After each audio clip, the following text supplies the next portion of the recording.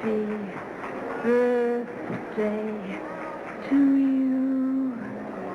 Happy birthday to you.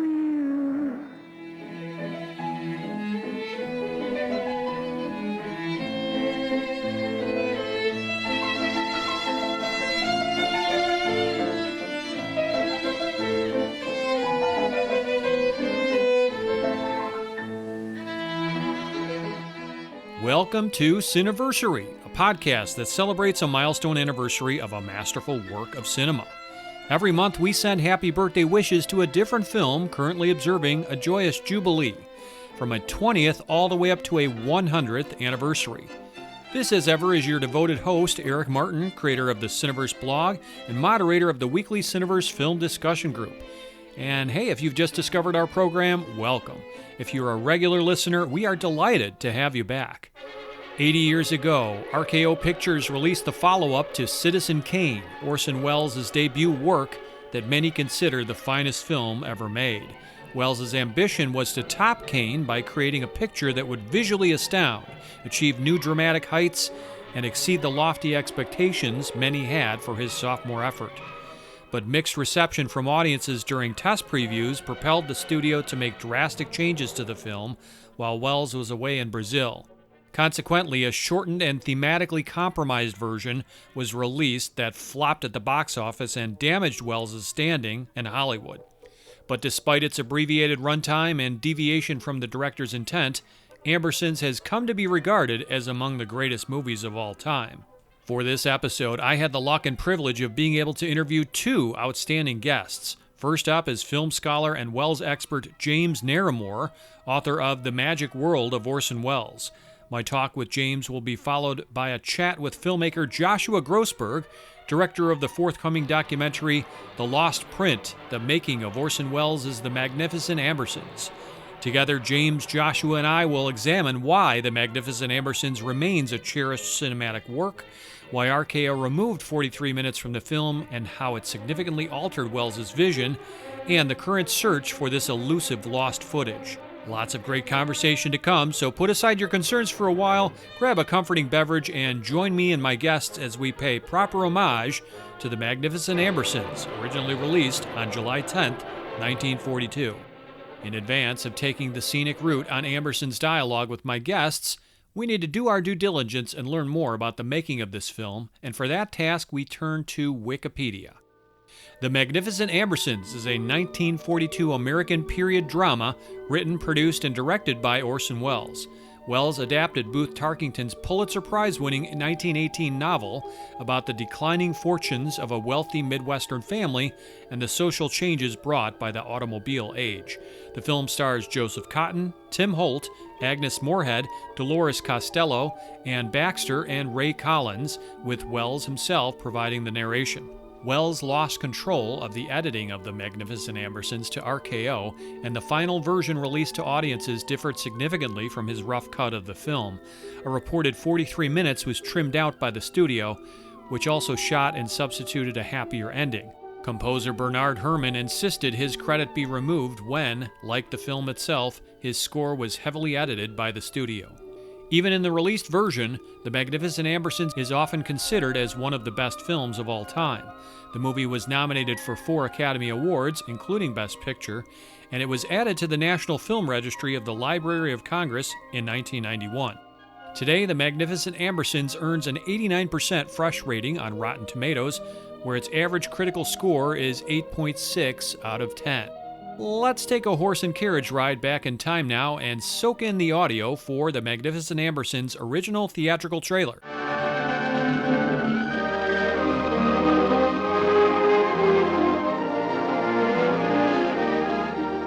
The Ambersons, literature's most fascinating family, brought to the screen by the magic of Orson Welles.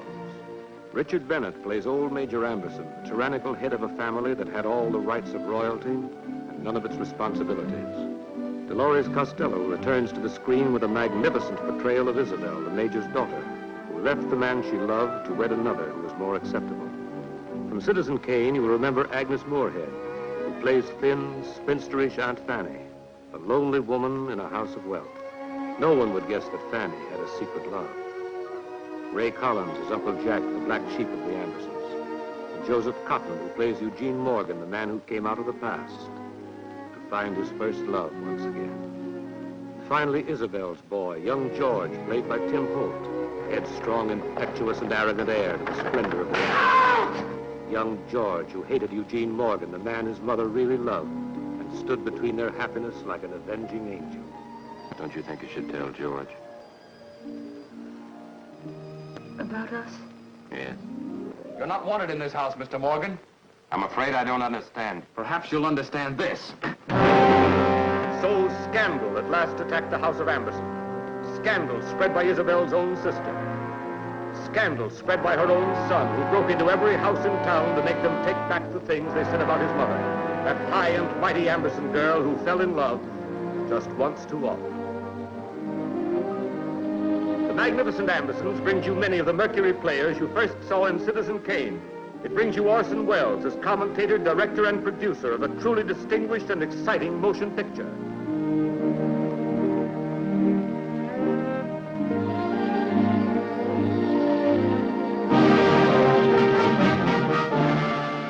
All right, if you've joined me previously, you know that this is the point in the podcast where we give fair warning about spoilers ahead. So if you're a self-respecting cineast who's not yet screened said film, it's time to amend that oversight.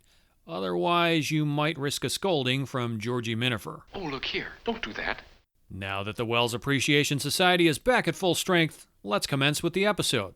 Let's give a warm welcome to film scholar James Naremore, a longtime professor of film at Indiana University, now retired, who has studied and written expansively about Orson Welles and his filmography, as evidenced by his seminal text, The Magic World of Orson Welles.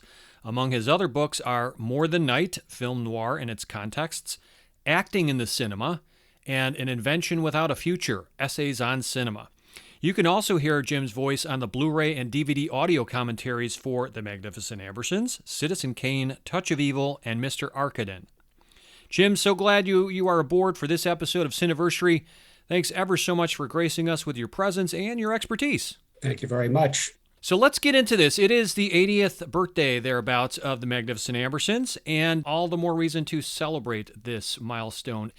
So how is this movie important to you personally, and where does it rank for you among Welles' filmography? Well, I've been asked twice now to participate in the Sight and Sound poll that happens every 10 years. Mm-hmm. Maybe you're familiar with that, where they come up with votes for the 10 best films of all time. And you're asked to send 10 titles to them. The first time I did it, I listed Touch of Evil.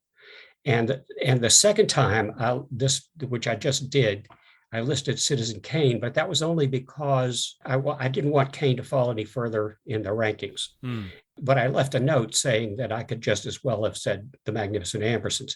I think Welles has made at least 4 of the best films of all time, and Ambersons is one of them. Would the fourth be Chimes at Midnight, I would venture? Chimes at Midnight, yeah. and Ambersons and Kane and Touch of Evil. Yeah, right. But yeah, no, you are not alone. You are not out on a limb there with your vote, I would assume, because Ambersons has certainly climbed the ranks among the greatest films of all time. So, Jim, why does The Magnificent Ambersons still matter 80 years later? How do you think it has stood the test of time, and why is this movie worth celebrating? Well, I think it's one of the best movies ever made. So it has stood the test of time. It certainly is far more admired today than it was when it was first released. RKO at that time wanted to get rid of Welles. You may know that they previewed it along with a Dorothy Lamour film or something, and they claimed that it got really bad notices from the audience. I've read those notices, and while some people don't like it, a lot of people in them say they think it's the best movie they've ever seen. Yeah. But the reviewers were mixed about it. Manny Farber didn't like it. Mm-hmm. I don't think James Agee reviewed it, and it was a flop at the box office because RKO they not only messed it up with the editing, but they didn't distribute it correctly. Yeah, didn't really promote it, and they kind of made it the second of a twofer bill, right? Yeah, but at the same time, serious admirers of Welles have always thought that it was a masterpiece. He delivered a masterpiece, and they didn't like it. It's not only not lost that stature, it's gained it as time has gone on. So yeah, I mean, 80 plus years, this is all we really have to go on. And again, we can hold out hope that the lost footage is found, but assuming it's not, this is what we got. Right. But fortunately, we do know what it was like originally. That's right. In fact, I didn't see it, but I know that they did a version for television. I don't know if you saw this. I think it was a BBC production where they tried to follow Wells's vision. Did you see this? Yeah, it's quite good. Yeah. And so it kind of gives you a flavor of what the 1942 film might have been like. Is that fair to say? Yes. For my take, Jim, yeah, I mean, it could be Orson Welles' best work. I mean, at least it might have been, if not tampered with by RKO, right? So even in its altered form and with its tacked-on happy ending, which, by the way, approximates the finale in Booth Tarkington's novel to some extent, it still remains an incredible picture. In case you were curious, I didn't read the book, but from what I gather, Wells's intended finale featured Eugene visiting a diminished Fanny in a boarding house, which we learn in the final shot is actually the Amberson mansion. Tonally, this would have been a much more somber and elegiac denouement than the conclusion we currently have, in which Eugene and a healthier Fanny, they visit George recovering in a hospital where Lucy is by his side. The two men reconcile their differences, and it's suggested that Eugene will financially provide for George and Fanny. So they tacked on this happy ending. Yes, right. In fact, the last shot of the movie would have been Joseph Cotton exiting the place where he's been talking to Fanny. Mm-hmm. And we realize at that point that it's the old Amberson mansion, now a boarding house for elderly people. As he leaves, the camera goes back and we see Cotton surrounded by the smoky, grimy city. Yes. Anyway. Right, which is another theme, the desecration, if you will, of this cherished old bird. Yes, yeah. But I would argue that it has also stood the time because it isn't afraid to be dark and downbeat, despite the tacked-on happy ending. It's prescient in its cautionary messages about how technological progress cannot be stopped and how industrial innovation and a faster-paced modern world has significant cultural and societal repercussions. This is one of the first Hollywood motion pictures, you could make a case, that tackles the topic of the rapid industrialization of early 20th century America and the replacement of the privileged aristocracy from the bourgeoisie or, upper middle class. Yes, I would totally agree with that. And one thing that RKO's editing of the film did was cut out a lot of the sort of social and economic aspects of the film. Mm. They concentrated more on the love story aspect of the film. Mm-hmm. And it's hard to imagine that audiences would have been appreciative of that theme in 1942, right in the middle of the war. That's right. Than they are today. As you say, it was prescient, but in a way, that theme was always with Wells. In a sense, it's even a little in Citizen Kane. Mm-hmm. But anyway, yeah. Yeah, I mean, as far as the timing of the movie, you bring up a good point, which is, we had just entered into World War II as the country. Right. And of course, it was, gung-ho, rah-rah, rally around the troops, and let's all pitch in to defeat, the Axis powers. And that involved, making sacrifices, going to work at factories and getting behind the machine industrial complex. Yes. Which is kind of a contrarian thought to many of the themes of the movie. So unfortunately, the timing of this, as far as the tone and the messages of the film, it may not have been quite in sync with the public in America at the time. Yeah. I think it further matters because many of the characters and performances are superb, especially, to me anyway, Agnes Moorehead as Aunt Fanny is just outstanding here. Some regard her portrayal as one of the first contemporary cinematic representations of a neurotic, hysterical woman. Yeah, it's an extraordinary performance. Agnes Moorehead, in my view, was one of the greatest actors who ever lived. She's just got one small scene in Citizen Kane, but you can't get it out of your mind. That's right. She steals it.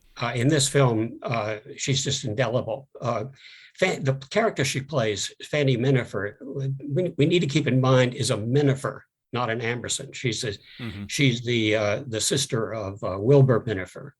And so she's kind of a left out person in the family.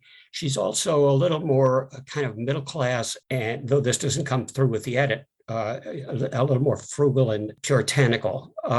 And as a Minifer, she's sort of tolerated by the family, but she really has nothing but her crush on Eugene Morgan. And of course, that's repressed in all kinds of sexual ways. And that performance just teeters on the edge of madness. Every time she's on the screen, you can't take your eyes off of her. She's stunning in this film. No question about it. I think perhaps most of all, Magnificent Ambersons is worth celebrating for the elite filmmaking craft involved. I mean, especially for 1942, Wells continued to experiment with the innovative approaches he and his collaborators first adopted in Citizen Kane, including, let's go down the list here because there's several noteworthy points. Of course, deep focus photography. Here he has Stanley Cortez as his cinematographer, not Greg Toland, but together they create these striking compositions in which the frame is often carefully designed to feature multiple planes of focus and interest. I think of this early shot of the gossiping kind of Greek chorus townspeople that layers them across the foreground, middle ground, and background as a good example of that. You have chiaroscuro lighting, the shadow-heavy cinematography that is quite distinctive. You've got silhouettes and half-lit figures that occasionally are used to great dramatic effect. Those spring to mind, Jim. Grandiose camera movement, the elaborate crane shots and the fluid tracking shots. I think a fine example of the latter is in the Ambersons ball sequence, right, where the camera seamlessly weaves between dancing and walking characters. And from what I understand, they kind of cut up that scene too, right? It was meant to be more extensive and elaborate. But at least what we still have is pretty visually impressive. Yeah, I agree. Stanley Cortez had mainly been working in B movies when Wells hired him. And Wells wanted, for this film, a photographer who could work fast because Toland was a very meticulous photographer. And so Wells was worried about the schedule. So he hires Cortez, and then suddenly Stanley Cortez becomes Greg Toland. He wants to be just what Wells needs, and he's going very slowly. And as a result of that, he didn't photograph a lot of the film. 3 other photographers did, Richard Mackenzie, Russell Betty, and Harry Wilde. It's Wells's visual sense that is determining the photographic style of the film. And Wells knew just where to put the camera. He knew just how he wanted it lighted. Yeah, that's a good point to keep in mind. Toland was his first choice, but if I'm not mistaken, Toland was not available. The schedule didn't sync with what they were doing, right? Yeah, according to Richard Wilson, who was the associate producer, he told me they wanted somebody not like Toland who could work fast. Okay. But anyway, that's what happened. In terms of the camera movements, not only is the great party scene messed with. One of the things you lose there is the sense of the different social classes in the town. But also toward the end, when George returns to the Amberson mansion and has his prayer beside his mother's bed, gets his comeuppance, Cortez would have, he did a scene. I'm not sure whether Wells liked it or not, but it was a very elaborate tour with a moving camera of the entire Amberson mansion, going through downstairs, upstairs, through the rooms, sometimes doing a 360-degree pan so that you would see all 4 walls. You're saying the scene where George is alone in the empty mansion, right? That's so right. It's kind of showing that the abandonment, the desolation, the shadows, the kind of haunting nature of what this family estate has become. Yeah. Interesting. Wow. But yeah, I want to finish this thought about, some of the innovative techniques that he had started with Kane and continued or expanded upon in Amberson. So yes, the grandiose camera movement, the fluid tracking shots, but also long unbroken shots. Now, I really paid more attention to it on the most recent rewatch of Ambersons. I think these long, uninterrupted takes, they keep the audience intently focused on the characters and the acting without breaking the rhythm of the scene or their performance. I think of the 4-minute sequence in the kitchen where Fanny is feeding George, or when Lucy and George's carriage ride, goes through town, as good examples of that. Yeah, I think one of the differences between Ambersons and Kane is a lot of visual razzle dazzle. Yes. And it tends to alternate between rapidly edited scenes and long takes. The camera moves more in Ambersons, but in the still scenes, like the one you're talking about where Fanny feeds George, that was supposed to last longer. At the end of stuffing down the strawberry shortcake, there's a thunderstorm going outside, and Jack walks over to the window and looks outside. He says, "Holy cats." And what's happening is that the whole backgrounds of the place are being dug up for a housing project. So anyway, some of the long takes would have been even longer. Wow, that's incredible to think about. Maybe would have been groundbreaking for the time in terms of Yeah. expecting patience and tolerance from the audience without breaking the shot or moving the camera or Yeah. cutting to a different point of view. Or One of my favorites is the dinner scene which is a long take, where Joseph Cotton talks about how the coming of the automobile will change men's minds. And it has one of the greatest uses by an actor of an object that I can think of in film. That I can think of only one other that I like as well. He's holding a spoon in his hand. right. And as he contemplates the future, his thumb is rubbing that spoon.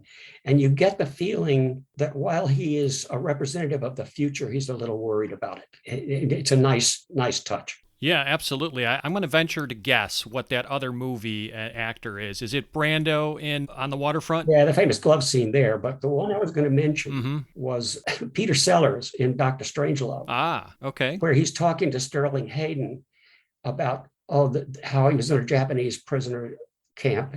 And Hayden's got his big arm around him, and Sellers, who's very nervous, is playing with a chewing gum wrapper. That's right. As he talks about those Japanese, boy, they make great cameras, though, he says. Yes. Oh, you're piquing my interest all over again. Now I want to watch Strangelove.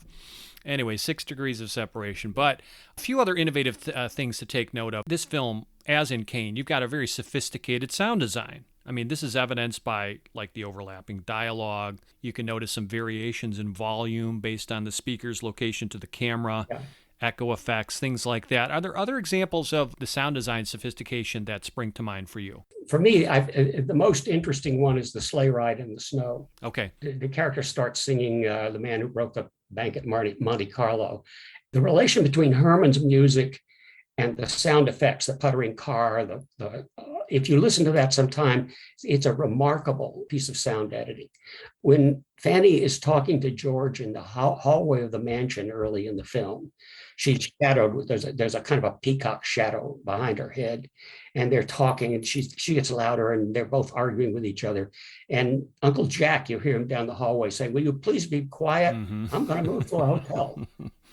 And he's off somewhere in the distance. Right. Kind of another example of like echoey effects or different volume variations. And you get a spatial kind of sense of the audio distance too, which is really cool for a 1942 film. Yeah.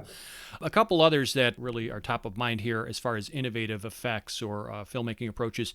Little winks to the past here with silent cinema techniques. I think in keeping with the nostalgic tone of the narrative, Wells employs antique effects like you think of the iris openings and closings here.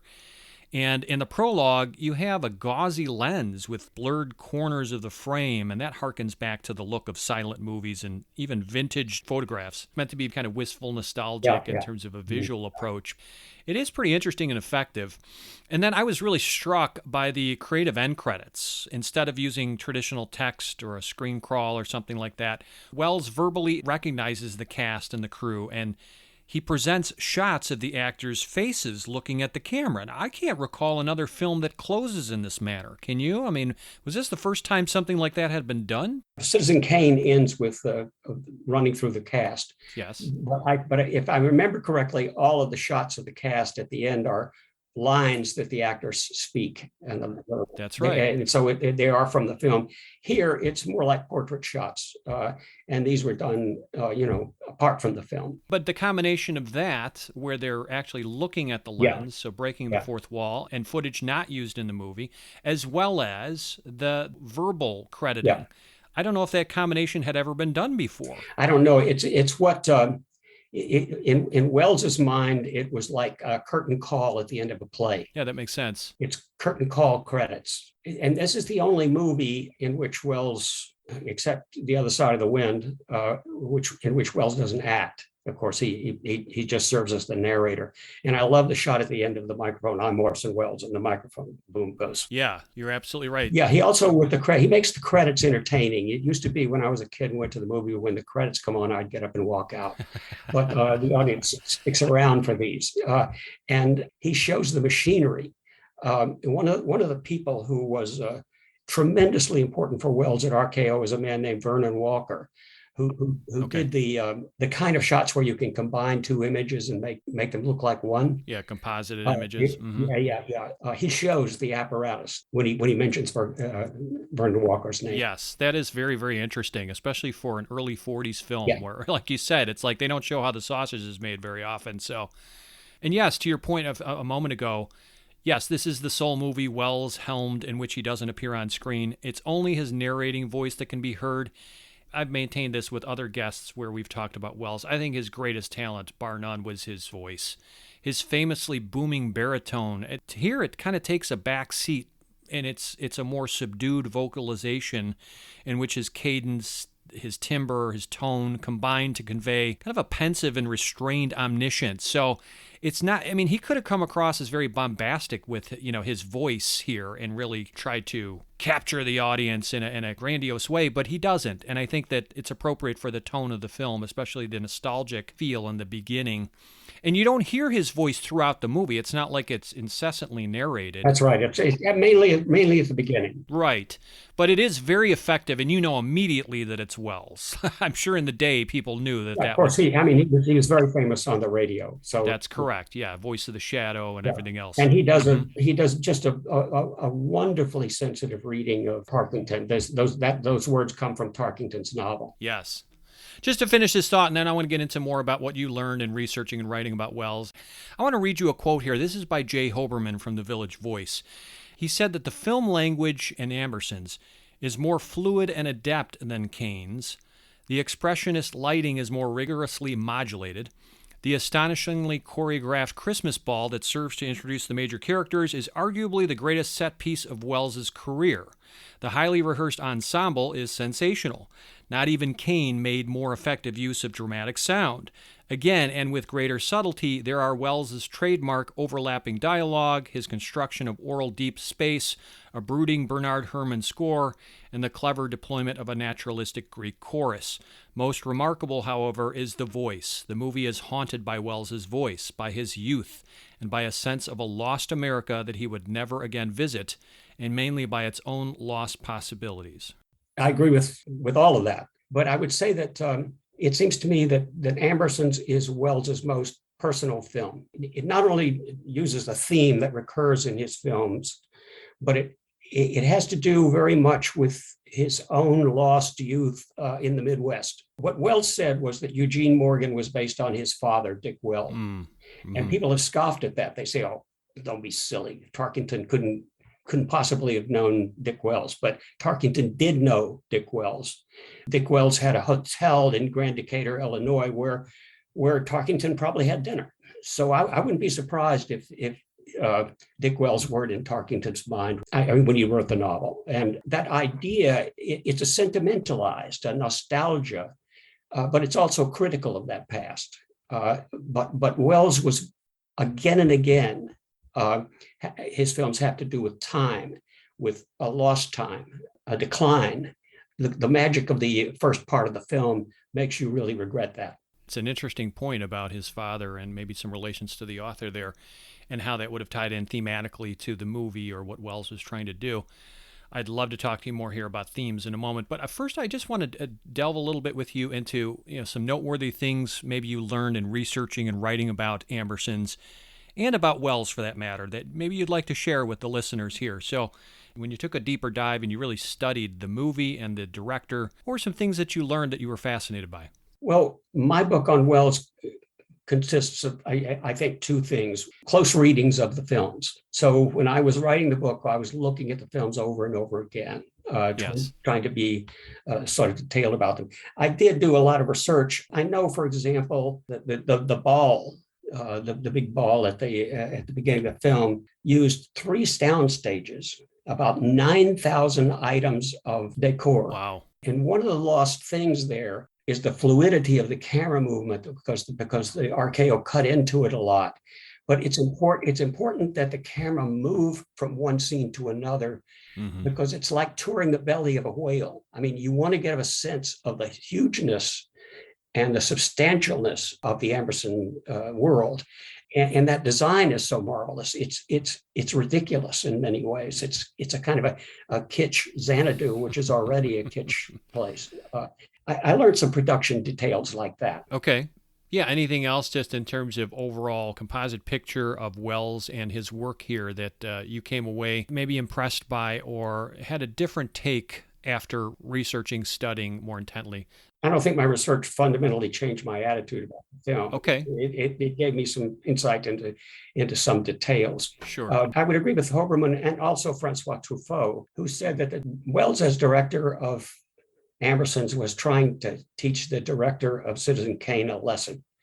And in technical terms, I think that's correct. Yeah, a lot of people say that Ambersons has a bit more heart than Kane. And you mentioned it's a more personal movie, but I think perhaps it's a movie, even in its 88-minute form, that maybe is more accessible to audiences emotionally. Maybe so. One of the truly great things about the film, and it's typical of Wells, it's a great example of what George Lukács and Frederick Jameson have called the model of historical novel.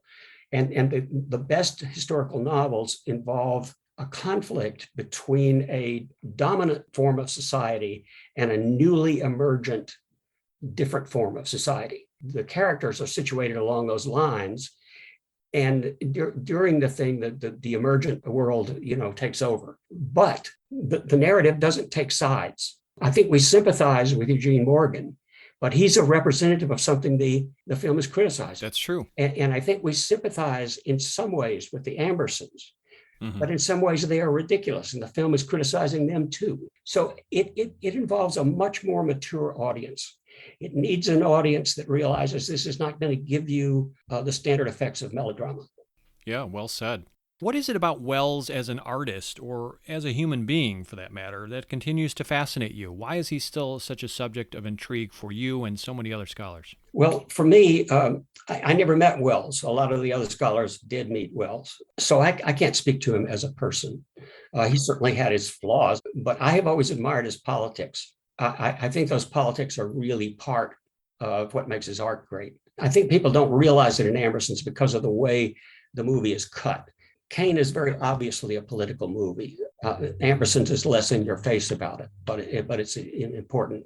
And Wells was always a political activist. At some point, in fact, he even had ambitions to be in politics himself. Mm-hmm. I admire that, and I admire his extraordinary intelligence and well-readness and taste. Sure. But as a filmmaker, especially compared to other directors who you admire, what stands out about his talents, his aptitudes, his approach to filmmaking style that really sets him apart? Is there something you put a finger on there? I don't know. I don't know if he can be set apart from every director. Mm-hmm. I think there are other great directors, but he has obviously a very distinct style. Some people don't like it because it's very show-offy. Sometimes it's not. His best known films are that way. He had an enormously good visual sense. The only other director who has, I think, also a really great visual sense is in that period, in the older classic Hollywood period, is John Ford. But Ford is sentimental in a way that Wells is not. And because Wells was an artist, he drew, he painted. He originally was going to be a painter. He has an extraordinary sense of composition, and the shots in his films can be mesmerizing. Truffaut once said that Wells shoots like an exhibitionist and edits like a censor. And there are many times in his films where you feel, oh, that shot is so powerful, but he won't leave it on there terribly long. And he had a full technical knowledge of the movies. After Citizen Kane, he was telling the photographers what to do. That combined with what I call the intelligence, the narrative sense, and especially the theatricality that all movies involved. He was talented in all those levels. It's so interesting to trace the arc of his filmography and his career. Of course, after Ambersons, maybe with the exception of Touch of Evil and a couple others, really he isn't given the keys to the kingdom anymore. He has to work very hard to even get the graces of a studio to, give him the resources to make a movie. And most of his work after Ambersons is independent filmmaking, at its grittiest, at its rawest. So maybe he serves as a patron saint of sorts in some ways to, the independent film movement.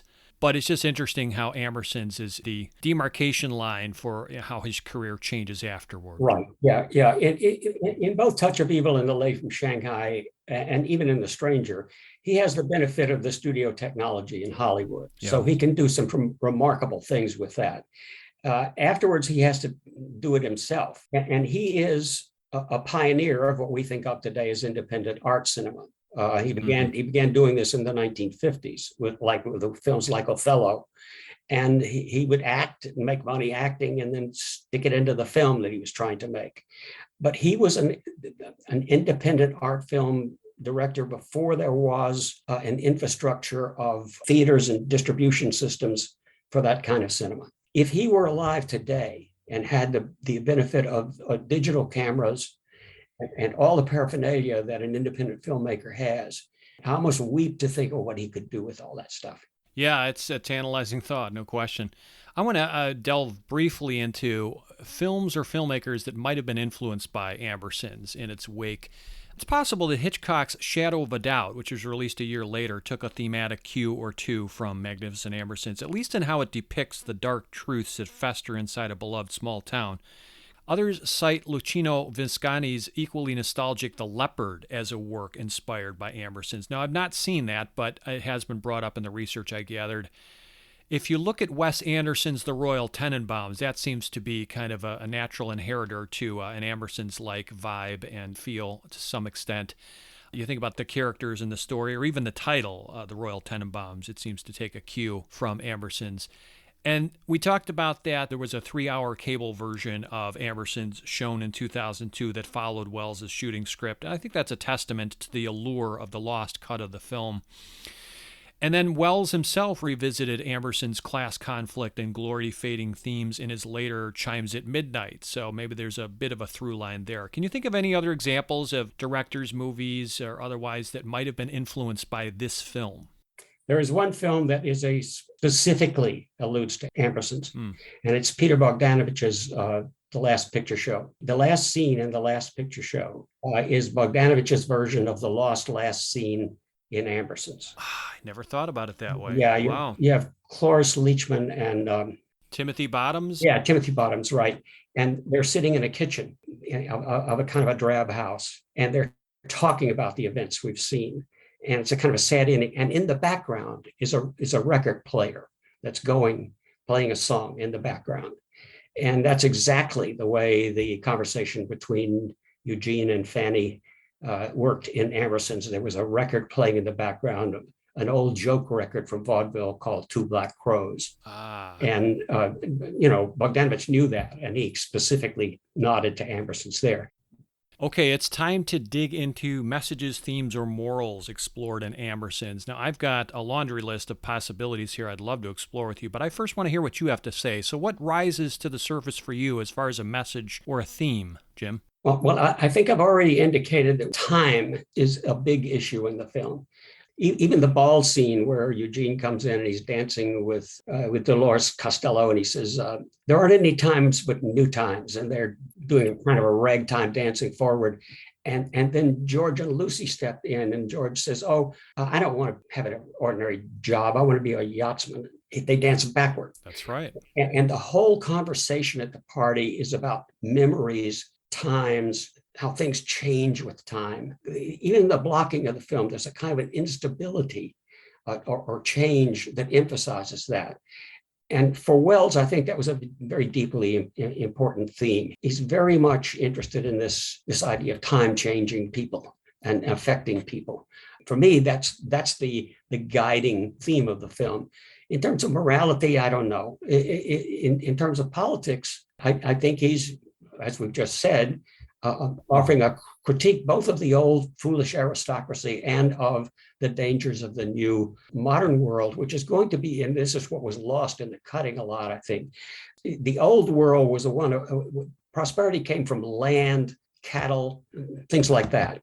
In the new economy, it has to do with paper money, with investments, with industrialization. Yes. And one of the reasons that the Ambersons lose their money, and we again, it has to do with stuff that was cut from the movie. They make bad investments, and their property loses its value.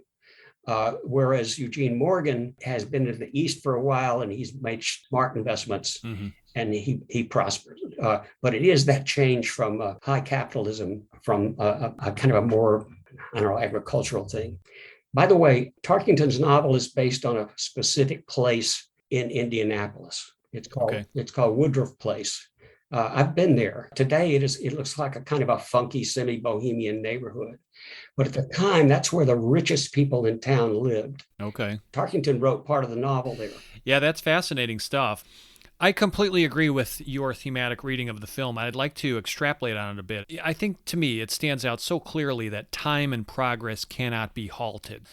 Most of the movie suggests that the Ambersons are doomed to financial failure, to ignominy and irrelevance because they cannot adapt to modernization and changing economic, social, and cultural paradigms. It seems to me they can't move forward. As you said, you see this scene during the ballroom sequence where Eugene, he's symbolically on the dance floor. He's whisking Isabel out of frame, but he's moving forward. And instead, the Ambersons move backward. As you said, George literally moves backward when he dances with Lucy. That's such a symbolic kind of representation of this idea. And this, to me, it implies that living in the past and ignoring what's to come is dangerous. Here I'm going to read you, this is David Alexander of The Guardian in his review of the movie. He said, as modernity surrounds the Amberson mansion, Wells brings the film's focus ever more tightly into this big old house. Soon we find we are trapped there, entombed in an architectural anachronism. The last third of the film keeps the action largely in this setting as it puts the Amberson family through a final round of humiliation. And then, as you were discussing with me, the negative consequences of innovation, of technological progress, certainly emerges as a reading of the movie. And this intimates to me that focusing only on the future while forgetting the past, the lesson here is, yeah, that's dangerous. And that's a concept that's kind of contrary to the previously posited theme. Remember how the narrator comments in the film's opening. He says how in those days they had time for everything, and how the streetcar is too slow for us nowadays because the faster we're carried, the less time we have to spare.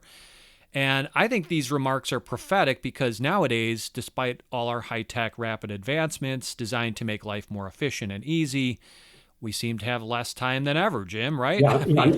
That seems a bit prescient and prophetic. Right. Modernity is speed. It's all about speed. Mm-hmm. Making more money by going faster. Right. Making things convenient by going faster. It's to a hyper extent now. Totally. Yeah. In terms of the last parts of the film, as the film goes along, there's a whole period where it's kind of lugubrious. You don't feel any release from it. So that it's a kind of a downer. And this has to do also with the way RKO cut the film. For example, there's a scene of Jack saying goodbye to George at a railroad station. Mm-hmm. It's just still long take, camera's not moving. It originally lasted a little longer to show Jack borrowing $100 from George. But that was followed by a very elaborate montage showing George walking down National Avenue, touring the decrepit Amberson mansion.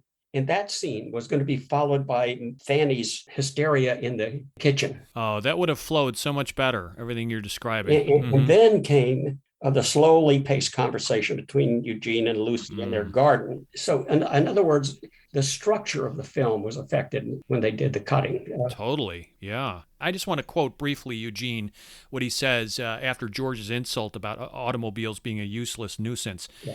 I'm not sure George is wrong about automobiles. With all their speed forward, they may be a step backward in civilization. It may be that they won't add to the beauty of the world or the life of men's souls. It may be that in 10 or 20 years from now, if we can see the inward change in men by that time, I shouldn't be able to defend the gasoline engine, but would have to agree with George that automobiles had no business to be invented. He's being very honest there. Yeah. It is revelatory about his character that not only is he being honest, but possibly less sympathetic. But by being honest, he becomes more sympathetic to me, even though he stands for this industrialization that may start to dehumanize the human race. So as you were talking about earlier, there are some ironic kind of contradictory elements thematically that play off each other here. And characters can be both sympathetic and non-sympathetic. And that, I think, is a good example of that. Yeah. I think I would also add that while the film may have a subtle critique of nostalgia. By the end of the film, everybody is living in the past. Yes. The last scene, which would have been that discussion between Eugene and Fanny, it would be full of all kinds of ironies given the relationship between those two. Oh, it would have been a delicious irony Yeah. at the end. Yes. But even earlier, during the snow ride sequence, the sleigh ride, which is one of the most wonderful scenes in the movie. Agreed. Gene is talking to Isabel, and they talk about they're remembering the old days. So Gene too is nostalgic for some time in the past when he was courting her and all that. Right. But of course, his famous quote really stands out. When times are gone, they're not old, they're dead. Yeah. There aren't any times but new times. Yeah. Really, kind of supersedes anything else. But you are right. Even he is nostalgic. Yeah.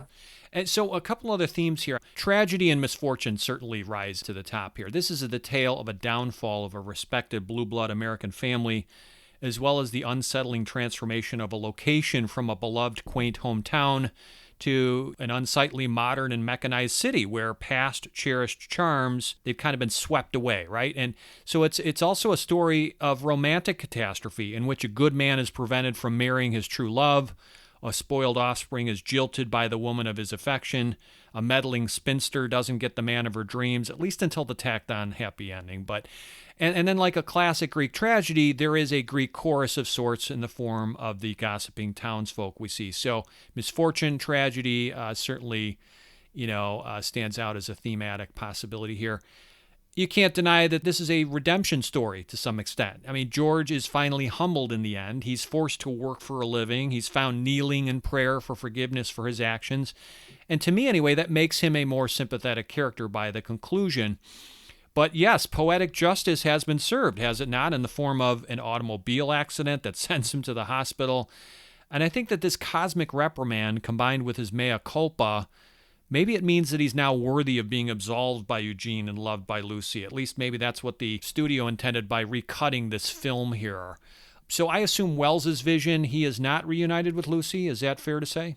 There may be an intimation of that in the conversation that Eugene has with Fanny in the room. Okay. But no, the ending which RKO gave to the film is more like Tarkington, but it isn't completely like Tarkington. In Tarkington, the three characters are George, Lucy, and Eugene. Fanny is not there. Mm-hmm. As I say, they wanted to make it a kind of romantic, happy ending. In terms of George, I think people always criticize Tim Holt. I like him in the film. I think he resembles the young Orson Welles in some ways. But his performance, some of the best parts of his performance were cut out of the film. Yeah, I've wondered that because what we're left with, it's still good. Yeah. But I have a feeling that it's not complete. We're not given the whole picture, and we would probably feel even more sympathetic or allegiant toward him. I don't know if we would feel sympathetic, but I think what the original film does is introduce an Oedipal theme, a strong thing between George and his mother. I still sense it there, even in the truncated cut. It's still there. But you sense it. But there's a conversation between George and his mother, which is really badly shot. It was obviously done by some other director in the film. And the original version of that, Holt actually quotes Hamlet. "'Tis not my inky cloak, good mother," he says to her. There was more dramatic intensity in what Holt did in some of these scenes that were reshot. Okay. Yeah, just to round out the thoughts here, complex familial dynamics, intergenerational struggles, these are thematic chunks to digest. There are 3 generations of Ambersons who face challenges in coexisting together in this story. You can make a case that the naivete, the rudeness, the stubborn nature of George, who embodies the youngest generation, maybe that insinuates that the magnificence of the Amberson line is passing. But to me, his comeuppance and his peacemaking with Eugene at the conclusion, it implies that George can redeem himself in his family's name. I don't know if that, is as satisfying as what Wells had intended, but in any event, just for George's character, it's an interesting kind of transition. Class conflict is a theme here. The Ambersons is a study of the clash between gentry elites represented by the Amberson family and maybe a clash between them and the upwardly mobile middle class that will replace them. And that's exemplified by Eugene and his daughter. And then I was really fascinated on this most recent rewatch by examining the interesting romantic and familial dynamics, Jim, because to me, Amberson presents 2 unusual love triangles. The first between Isabel, Eugene, and George, and the second involving Lucy, Eugene, and George. The narrative centerpiece of this tale concerns the competition between George and Eugene for Isabel's affection, But there's also, as you mentioned, this thinly veiled Oedipal relationship between George and Isabel, who spoils her son. And likewise, Lucy has a close, if not kind of comparable Electra-like relationship with her father. And I think there's an intriguing symmetry between several groups of characters here because, ponder that Isabel is a widow with a son, just as Eugene is a widower with a child of his own. The widow and the widower are drawn to each other, as are their adult children. And then there are two secondary characters, and they are George's paternal aunt and maternal uncle, and they help to expand the intergenerational dynamics of the family story. And it's interesting to me that Fanny and Jack each get roughly equal screen time, give or take. In the cut we have, it's just interesting that there's some symmetry between the relationships here. I found it much more interesting most recently watching this again. Now, I have to ask you, Jim, do you view this as a masterwork that excels despite its unfortunate tacked-on conclusion and its truncated runtime, or is this cut of Ambersons forever diminished because of these factors? So how do you kind of reconcile this? I can only speak for myself personally. Mm-hmm. The first time I ever saw Ambersons, many, many, many years ago, I'm a pretty old geezer, I saw it on a television set. I had to leave. I couldn't watch the whole movie. But it came on. I'd never heard of it before. I was maybe a freshman in college. I don't know. I don't remember. And it was that opening scene, with the townspeople and the narration. And I thought, I have never seen a movie like this. This is fascinating. I don't know what I would have felt if I had watched the whole movie, but that was indelible for me. I knew this was something special, and I still feel that way. I guess what I'm saying is, I saw it in its diminished version, but I still realize it was a great movie. Yeah. And I think that begs the question. I'm going to give you a hypothetical here, but if you knew nothing about Wells or the history of the film, just pretend him for a moment here, and you saw it fresh for the first time today, do you think you'd consider it an all-time classic, or does it require knowing the background context to appreciate it fully? Well, I gave you the example of my first time seeing it because I didn't know anything about Wells or anything about the background context of the film. Mm-hmm.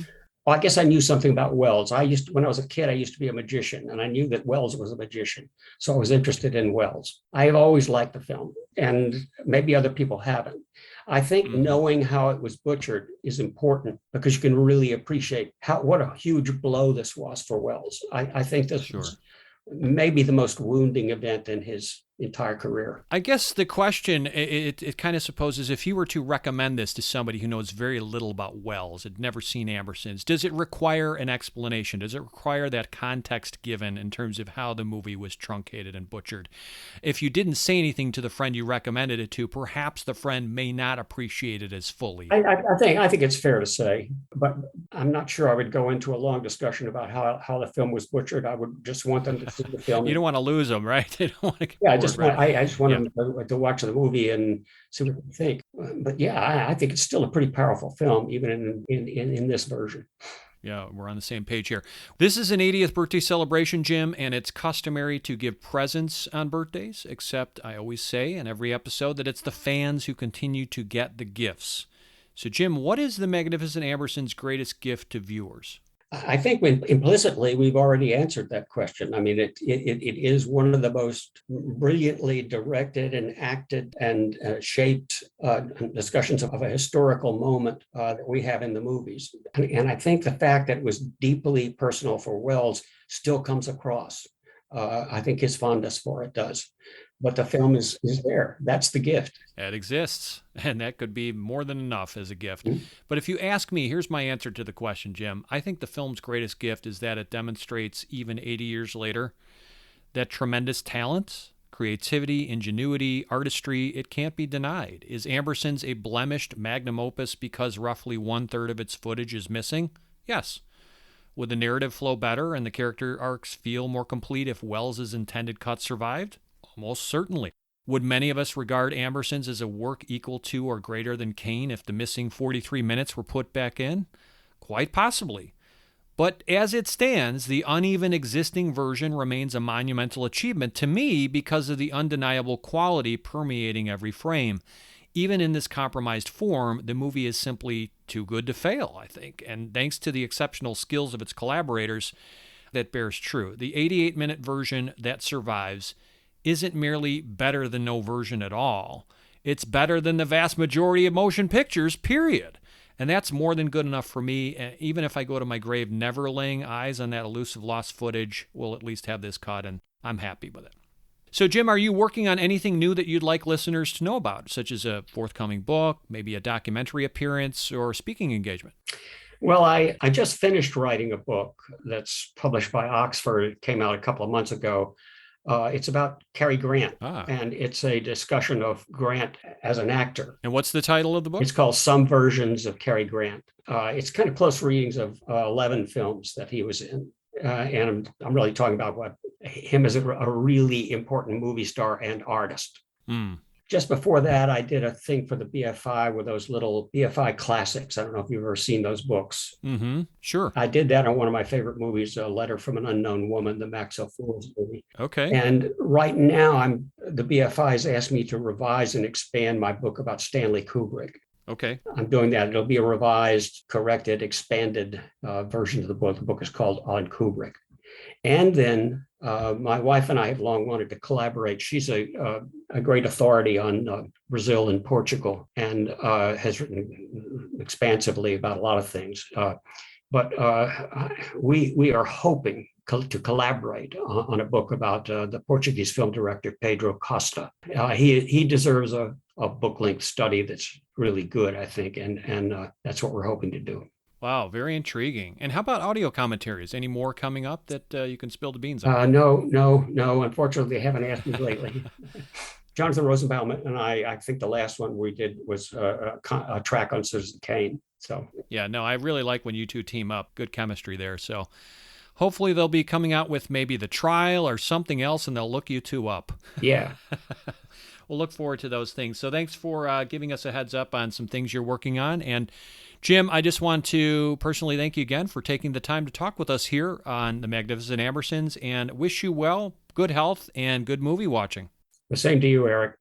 So thrilled I finally got an opportunity to confer with Jim Naremore, a man I have long admired and wanted to have on the show. Okay, next, I'm excited to share a conversation I had with Joshua Grossberg, who shed some light on his upcoming Ambersons documentary. It's my pleasure to introduce Joshua Grossberg, an award-winning New York-based filmmaker and journalist specializing in documentaries, commercials, short films, industrials, and branded content for TV and the web. Josh is currently in production on the forthcoming documentary called The Search for the Lost Print, which will detail his 25-year quest to find the original working print of the Magnificent Ambersons. Josh, a big warm hello and welcome to Cineversary. Thank you, Eric. It's really great to be here. Let me just also mention that the film is now titled The Lost Print, The Making of Orson Welles' The Magnificent Ambersons. Thank you for the update. Yeah, no, any update is appreciated. Looking forward to this and getting some more details as you are at liberty to share them or not. To set the scene, Josh, can you provide for us a brief synopsis about what happened to the original cut of The Magnificent Ambersons and you know, kind of how, when, and why RKO Studios they edited Wells's version? So he's working for RKO. He chooses Ambersons as his second project to follow up to Kane. Right. And then take us from A to B to C so listeners understand better the context, the background of how this became a truncated, compromised cut that we have today. Sure. So basically, RKO announced that The Magnificent Ambersons was going to be Wells's follow-up film after RKO's head, George Schaefer, had listened to the radio drama that Welles had produced on October 29th, 1939. And so production on Ambersons took place between October 1941 and January 1942. And it was mostly uneventful. I mean, Welles was frustrated maybe by the slow pace of his cinematographer, Stanley Cortez, who replaced Greg Tolan because Greg Tolan was unavailable. In fact, actually, Welles later sidelined Cortez just to move things along. But basically, by December, Nelson Rockefeller, who was on RKO's board, at the time, he was Roosevelt's man in charge of the Office of the Coordinator of Inter-American Affairs. That basically oversaw South American relations. There was an effort by the U.S. government to really promote American or Pan-American ties because no one wanted Brazil to be joining, the Axis powers, right, or Argentina for that matter. Mm-hmm. There was this idea that, Carnival was coming up in February, and Rockefeller suggested Welles would be the perfect man to go down and shoot a film on behalf of the State Department, a diplomatic mission, but in the form of filmmaking. And this would really strengthen U.S. Latin American ties. So Wells, for one, he was taking a lot of heat from William Randolph Hearst, his press, a lot of Hearst's allies who hated him for, what he basically did with Hearst and Citizen Kane. And they were calling for him to be drafted, like the American Foreign Legion. They were trying to get the U.S. government to do this. And part of this was Wells thought, this is a great opportunity of course, to serve his country, but also to prove his patriotism and maybe get a little bit of that heat off of him. At the same time, though, he knew he was editing Ambersons, and that was a problem because he was filming Ambersons by day and starring in Journey into Fear by Night, which was another Mercury production. So he had a lot going on. If I could stop you briefly, I'm curious about something. Maybe you know the answer. Sure. Wells did have an opportunity to say no to this request, right? Or was there such extreme heat from the studio and the government that he just basically couldn't say no? I think he was in a very difficult political position. I mean, there was talk, accusations that he was a communist, and he was a very progressive man. I mean, really standing up for African American rights. In the theater, he had the first all black Shakespearean production in Harlem in 1938. Right. So this was an opportunity also, and also he couldn't really fight in the war. He had flat feet. There were some medical conditions he had. So it really made sense for him to do this. And he was getting a lot of pressure to do it. Plus, he would be so great just to stay home and help serve on the propaganda arm, because I know he appeared in many radio broadcasts, for example, that promoted the war effort. Exactly. Mm-hmm. So, he hastily agreed, and basically he had to get down by February to Brazil for Carnival and start shooting immediately. And anybody that's seen It's All True, the unfinished film, kind of knows a little bit about that. But what happened was, in terms of Ambersons, he and Robert Wise, his editor, they traveled to Miami, where they spent like a 3-day marathon to finish his cut. And I should say finish is a bit of a misnomer, because he was still going to work on the cut with Wise in Rio. And so in Miami, they recorded a lot of narration, and he got all that done. And what was ostensibly a 131-minute cut.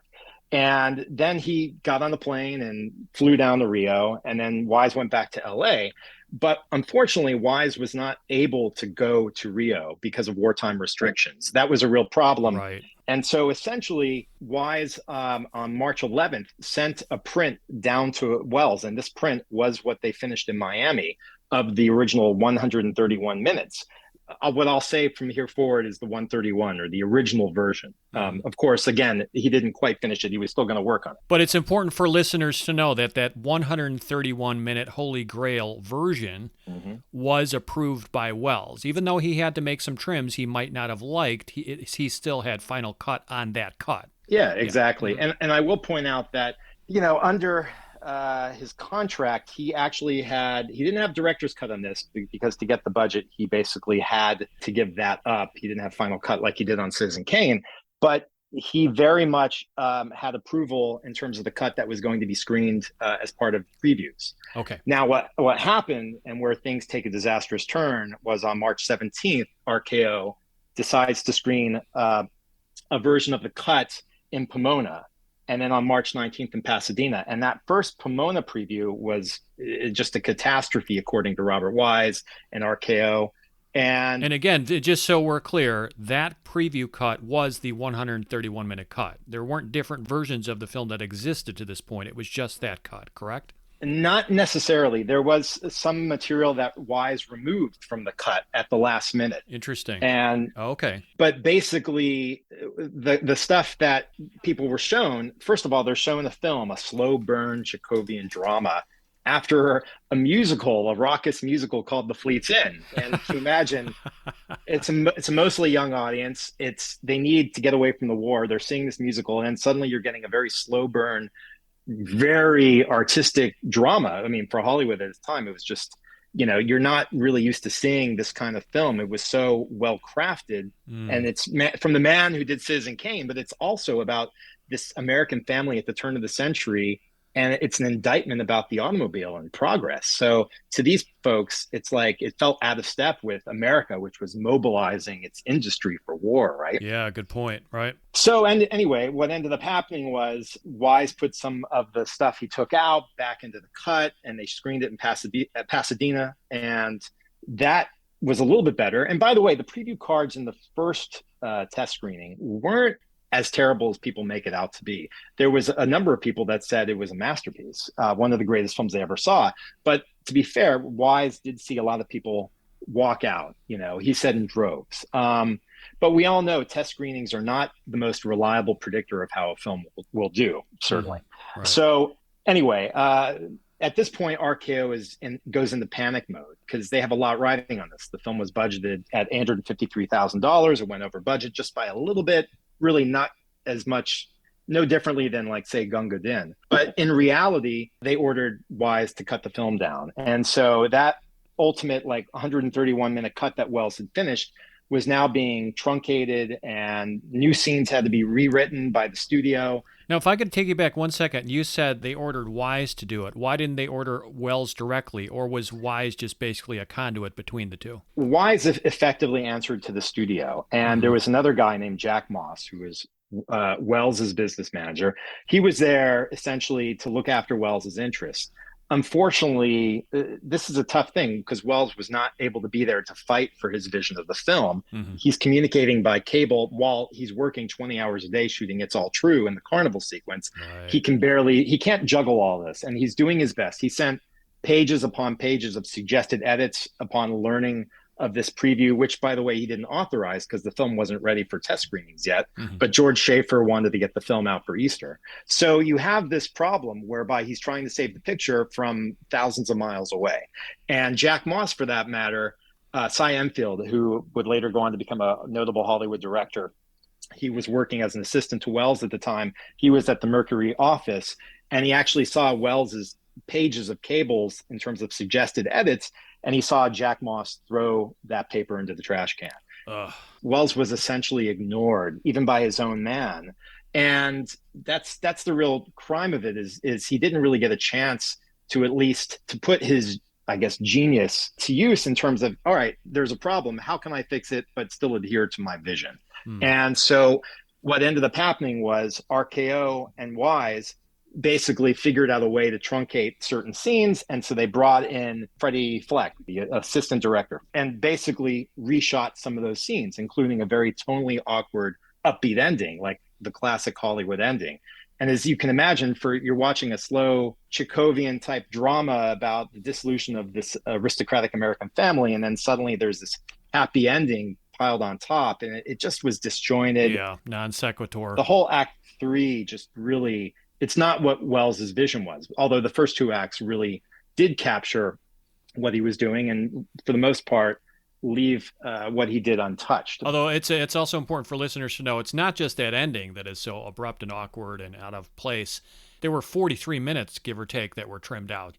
Yeah, the ending is particularly egregious. It's just a crime, really. I mean, I kind of view this as like Tetris. Like I ever see somebody play Tetris and you're seeing how the pieces fall and you're like, I can do better than that. Why did they put it together this way? And of course they lose, right? Well, I view this as they didn't know how to play Tetris. And part of like my documentary is it would be nice to see how it would have been pieced together had Wells had that opportunity. You did a wonderful job summarizing this, but it also sounds like the studio was just kind of exasperated and totally impatient by this point and just kind of wanted to get it out there and quit wasting time and resources on it. So like, Robert, edit it up, get it done. Let's just get it out. Right. Is that a fair assessment of why they didn't really pay a lot of close attention to it? Well, there's that. And there's also some machinations that were going on in terms of the board and the leadership under George Schaefer. And we'll get into that in the documentary. I don't want to go into it too much now.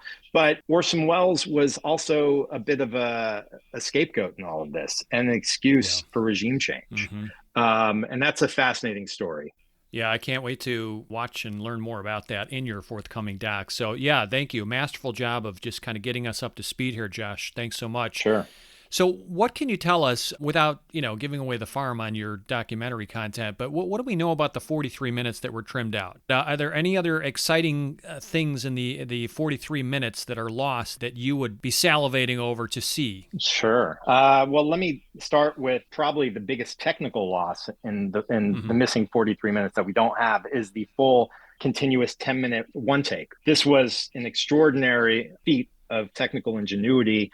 One of the most expensive line items in the film was... You're talking about the ballroom sequence, right? Correct. The ballroom sequence. And the mansion, the Ambersons mansion, was the most expensive part of the production. It was probably one of the most expensive sets ever built in the history of Hollywood cinema. I thought I read some trivia where that cost more than the set for Gone with the Wind or something like that. No, that's definitely the case. And that's only 3 years removed, folks. This is the same era. So you're seeing the ceilings, which, Wells was very well known for in terms of Citizen Kane. And he loved to move walls in and out and have the camera he loved to use the camera as audaciously as possible. And you're talking about a camera that followed the actors up the stairs into different floors, culminating in this beautiful ballroom sequence where they dance toward the camera, away from the camera. Meanwhile, we're getting bits of dialogue that establishes the characters and more about the relationships and the different generations. And it's really a remarkable piece of cinema. So, Josh, are you saying that he had originally shot a 10-minute unbroken scene? Or was it cleverly disguised like Hitchcock does in Rope? No. It was about as long as a film mag. And wow, they spent a long time choreographing this. RKO thought that he was wasting his time, but then, boom, he's getting 10 or 12 pages done in one take. And people had seen it in its original state. It would have been the greatest sequence ever put to screen. At least up to that time, right? Up to that time. And it's unfortunate that, Wise and, RKO, to move the film along and get that brevity that they were going for in the 88-minute theatrical release, they cut it up. There's I think 10 or 12 cuts, and it just moves it along faster.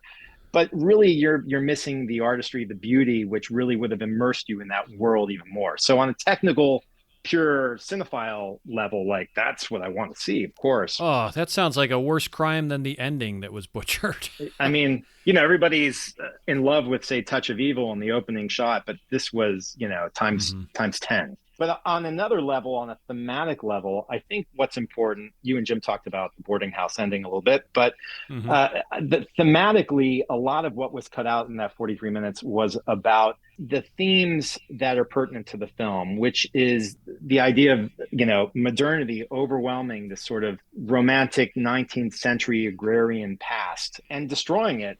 One of the things that's lost from the original version is all the stuff about Major Amberson. Major Amberson, being the family patriarch, had to sell parts of their land in order to pay off the debts. And so you really get a lot of that kind of information in the moments that are cut from the film. That makes the film very disjointed in the third act. Absolutely. It's so much more resonant what you're saying because it's glossed over in the 88-minute print, in which suddenly they're broke. Right. Yeah, exactly. And we don't necessarily know why. We just hear some quick references to, bad investments and this and that, but really not much context. Yeah, you don't get the nuance or the drama concerning the impact of of those forces, and basically what we're seeing is just this sudden arrival of cold steel of the factories and the noise of the automobiles in the elevated trains. Even the last shot of the film deals with that in the original version. Right. That's just completely gone. And what you're left with is sort of this bratty kid who gets his comeuppance, which, if you know a little bit more of the context, you can appreciate this film so much more because it says so much about environmental degradation. It's really ahead of its time in its critique of American progress or modernity.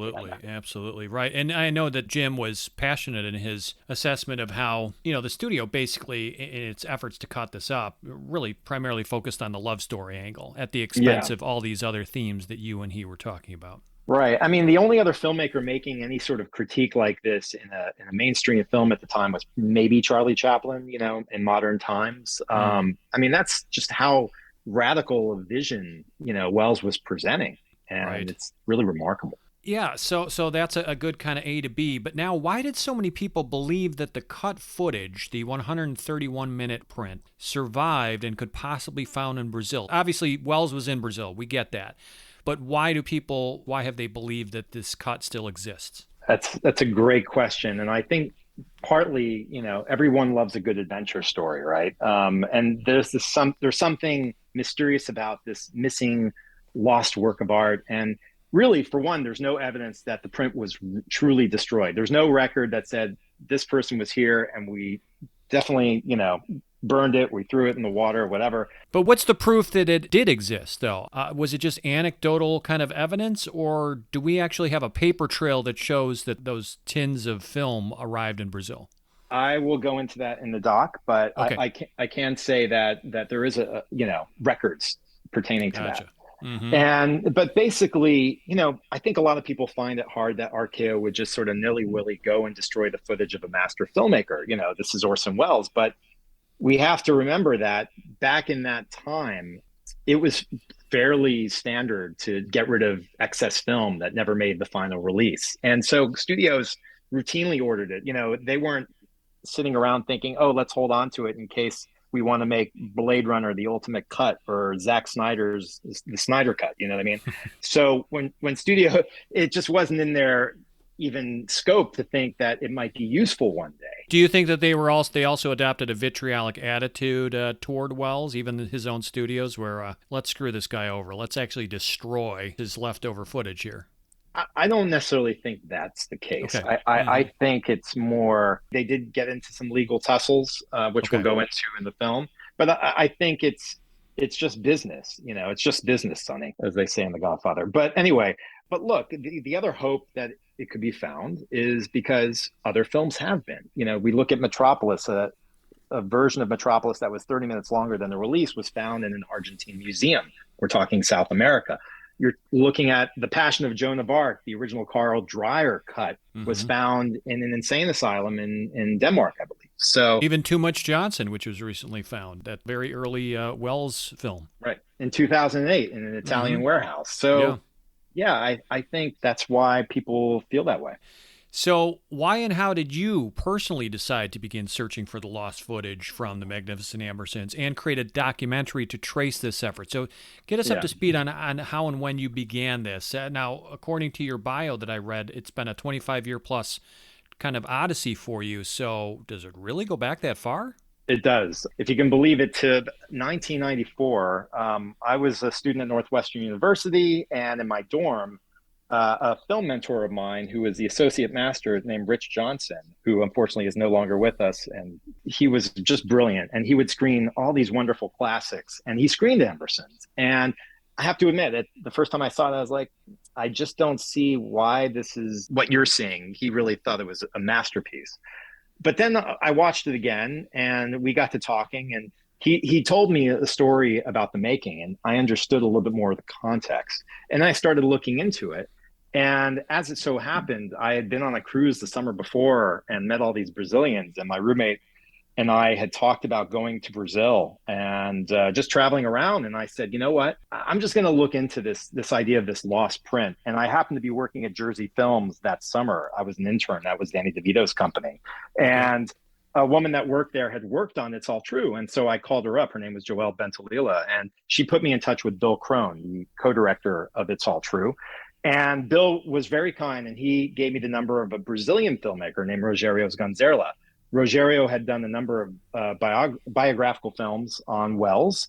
On Christmas Day in 1994, I showed up at Rogério's doorstep in Rio, told him I'm a friend of Bill Crone's, and I really barely knew Bill at the time. And, I said, I want to talk to you about the lost print. And he looked at me like I was nuts, but he said, come up to the roof and let's have a beer.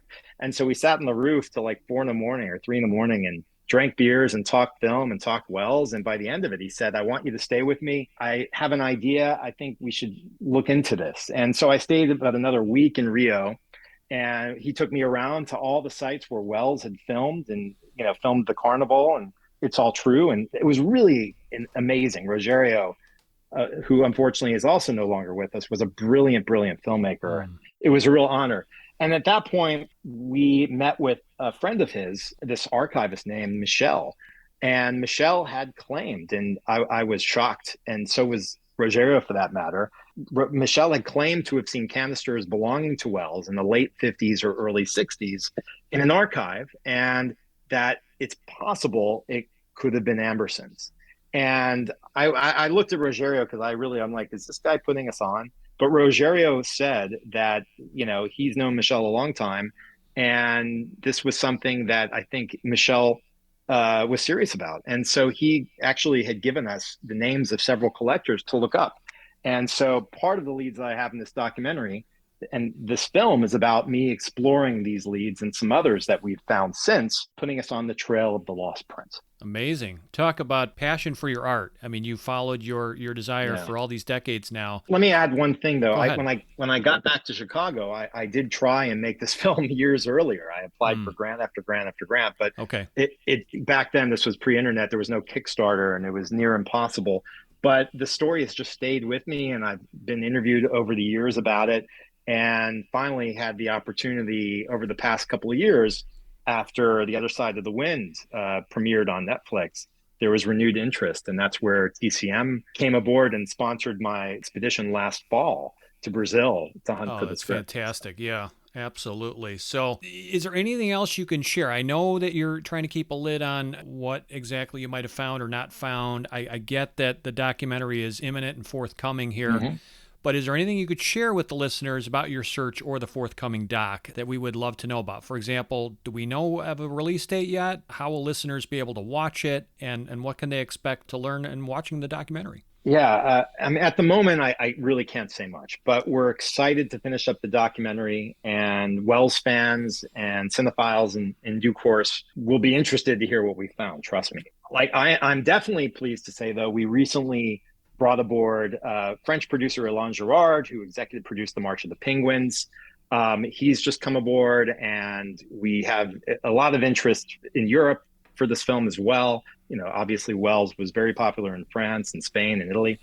But if all goes according to plan, I can definitely tell you the Lost Print will be finished by early next year and will premiere at a major festival as well as be seen on TCM. Okay, gotcha. Because I know that there were initial kind of reports about it being released this year in celebration of the 80th anniversary, but the gel hasn't quite gelled, if you will. Eric, as you and Orson and probably every other filmmaker knows, making movies is a very arduous process, and we're getting there. Yes, right. No, it makes sense. Absolutely. Okay, I have to ask a tough question, and I respect if you have to decline. But I would assume that if you did find something substantial by now, we would have known about it. Is that fair to say? I can't really answer that except to say, I mean, anything that turns up would be amazing and contribute to, I think, a better understanding of, Wells and his original vision for Ambersons. Yeah. But okay. No, that's totally fair. So let me ask you some hypotheticals. And again, it doesn't mean that if you answer the question, you're confirming yes or no. It's pure hypothetical. Okay, Josh, assuming you're still hunting for the footage, what if you were only able to find or recover portions of the missing scenes? In that sense, can and will an extended cut of Ambersons be created that lacks all 43 missing minutes?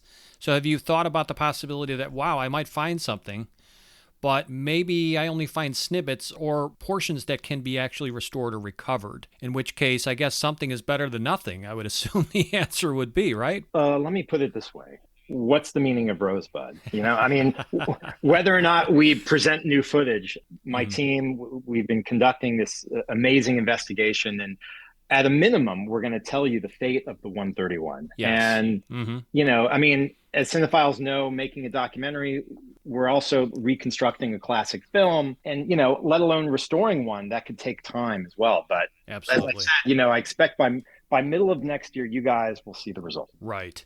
And I would assume that that deadline could get extended if maybe leads turn out to be more positive than you think. And of course, I assume, even if you don't find any of the missing footage, there's still a fascinating story to be told about the making of and the loss of the Wells cut of the Magnificent Ambersons. So if that alone is what constitutes a documentary, sign me up, brother, because I'm riveted to know more about that story. That's great to hear. Look, this is Wells' Lost Eden. This film represents his most personal vision. And I think it's out there waiting to be rediscovered. And I think at the very least, I think if we can achieve that, then audiences will come away with a whole new view of Orson as an artist and as a man. Yeah, just reading between the lines, I'm going to take it as a positive sign that it hasn't been released yet this year. I'm going to hold out hope that maybe, just maybe, that Holy Grail is within reach somehow, and that's why things got kicked down to 2023. So why should viewers watch, love, and appreciate The Magnificent Ambersons, even in its flawed current state? So what's your argument here for, look, even if it's never restored to its 131-minute version, the version we have now is great because why, Josh? Because it still packs a punch. I mean, it's the rare film made during Hollywood studio system that, gives people a mature artistic vision that stands out from a lot of the stuff in that era. I mean, even in its flawed form, it's a film that critiqued the direction America was headed in and the world. And it's a film that, as I said before, it has an environmental theme to it because we're talking about the disappearance of old America and the agrarian lifestyle. And it ushers in the age of modernity where people are now traveling in cars. And, look, the last 100 years have, if you think about it, the amazing changes that this country, the world for that matter, has undergone. I mean, this was a film that was talking about that stuff 80 years ago. No other film at that time was really doing it like Wells was doing it. Very ahead of its time. And, I think for that matter, it's actually a subversive piece of cinema. That's another reason to really treasure it. Well said. Totally agree. What is The Magnificent Ambersons' greatest gift to viewers? Yeah, I like to think about something that the late Peter Bogdanovich told me. He was an advisor on this project, by the way, up until his passing earlier this year. Okay. But he said that, even if Wells had never made another film besides Citizen Kane, his place as one of the greats in cinema history is assured. And so to me, having Ambersons around, even in its truncated form, it just gives us a glimpse of the artist that Wells becomes in the years after he left Hollywood. I mean, it really is a symbol of that transformation where he evolved into a different kind of artist. I don't think it's anything less. I mean, yes, he had to struggle to make other films like, F for Fake and Othello, but nonetheless, he was still doing groundbreaking work that should be celebrated. So, Josh, anything else in the works that you'd like listeners to know about? There are a few things in the works, to be sure. Well, I've got a narrative feature that I'm working on that I hope to shoot right after this, once this is done. Mm-hmm. A few television things. I do want to just say to all the Wells fans that have reached out to us and that have been supporting us, and all cinephiles, really, I want to thank them for all the support and the nice, kind messages we've gotten. It's for the love of Wells that we do this. I mean, we want to keep his legacy alive. Certainly. I also want to just do a quick shout out to WellsNet. Anything and everything you need to know about Orson Welles, go to WellsNet. Hear, hear. And to all the great biographers, Joe McBride and Jim and Simon Callow, all those people that are really showing who Welles is. Joe McBride likes to say we're VISTO, volunteers in the service of Orson Welles. I like it. Good acronym. And I agree wholeheartedly with that sentiment. So it's a real treat to do this. Yeah, sign me up. I'll become a member. Well, Josh, best of luck in your pursuits with this project and any others forthcoming, and our unbound appreciation for appearing on Cineversary. Oh, thank you, Eric. It's been a pleasure. Yeah, I wasn't exactly holding my breath that Josh would be able to reveal every crucial detail about his search for the Ambersons footage or the impending doc, but it was wonderful being able to converse with him about his efforts and what he loves about the Magnificent Ambersons. So again, our thanks, Josh. Time now for standing ovations. This is where I give a shout out to a film, website, book, television program, podcast, or other work that I think would be of interest to classic film lovers just like you. For August, I'm going to spread a wide net and name drop several boutique labels that continue to release home video versions of vintage, cult, rare, and overlooked films on Blu-ray, Ultra HD Blu-ray, and DVD that I believe are worth your attention. I know we live in a streaming-dominated world today, where even classic movies can consistently be watched on demand via the likes of, TCM and the Criterion Channel. But let's not bury physical media just yet. Despite faltering sales of and increasing disinterest in video discs, there are still wonderful examples of smaller companies releasing quality versions of beloved movies on Blu-ray and DVD, And not just the Criterion Collection and Kino Lorber. There are several boutique labels that continue to put TLC into physical media distribution of desirable titles available in Region A releases that can be played right here in the States.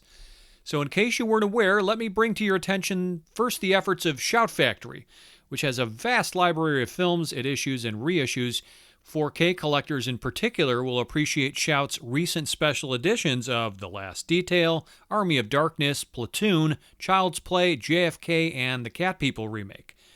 Then there's Arrow Video, a British independent distributor of world cinema, cult, B-movie, art, horror, and classic films on Ultra HD Blu-ray, and DVD.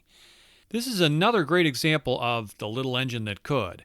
They've recently put out deluxe editions of, for instance, Legend, David Lynch's Dune, RoboCop, and True Romance. Another label worth your time is Powerhouse Films' Indicator series. They boast limited edition box sets and single title releases packed with extras. Its region-free slate includes Body Double, Birdie, 20 Million Miles to Earth, Christine, and The Big Heat, most of which I own and highly recommend. If cult flicks, grindhouse, and modern horror are more your flavor, well, check out Vinegar Syndrome, which has put out shiny new editions of The Incredible Melting Man, Death Wish 2, and Dolomite, among others. And the praise doesn't stop there, folks. Other labels you might want to keep on your radar include The Film Detective, Flicker Alley, and, of course, the Warner Archive Collection. If you happen to own a region-free player, you can dabble in many overseas labels that only feature, for example, Region B titles, like Eureka and its Masters of Cinema line, or BFI Blu-rays. So don't abandon ship prematurely on disc-driven media. If you want to own the highest quality versions of some of your favorite past films without having to worry about that title disappearing from your streaming channel watch list, always a threat, look into labels like these and the titles they offer and help keep physical media alive, please. Like what you hear on Cineversary? We'd love to get your feedback. Whether you want to nominate a movie for a future anniversary episode, provide comments, or just have a question, get a hold of us at cineversegroup@gmail.com. That's CINEVERSE group@gmail.com. Also, you can really help our show grow by spreading the good word about the Cineversary podcast to your friends and loved ones. Even better, please leave a positive online review and rating, which significantly helps us get discovered by new listeners. So if you use Apple Podcasts, Spotify, Stitcher, or CastBox, simply search for the Cineversary page, look for a link that says something like ratings or reviews, click that, and leave that rating or review. While you're at it, take a moment to like us on Facebook, too. And if you'd like to go an extra step and help keep our show ad-free, consider making a donation to the Cineversary podcast by visiting tinyurl.com/donate Cineversary. We really appreciate your support. Lastly, we encourage you to visit cineversegroup.com. That's the portal for my private film discussion group I launched back in 2005, where you can hear recordings of our group discussions and read in-depth analyses about the different movies we study. It has been too long since our show has featured a proper film noir from Hollywood's golden age. So next month we will correct that hiatus by sending 75th birthday wishes to one of the noirest of them all. In September, we spotlight Out of the Past, directed by Jacques Tourneur, which made its debut in late 1947.